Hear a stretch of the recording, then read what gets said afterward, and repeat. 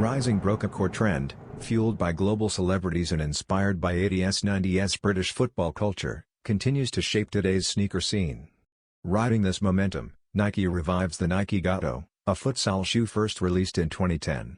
Originally built for indoor football, the GATO later became a favorite in the skate community thanks to its low-profile feel and durable construction, boosted even further by its past Supreme collaboration. For 2025, Nike transforms the GATO with a more casual, lifestyle-ready aesthetic.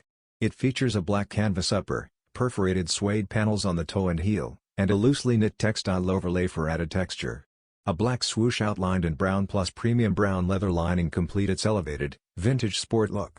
With the boom of retro-inspired fashion, this updated GATO positions itself as a must-watch release for sneaker fans and style-driven viewers.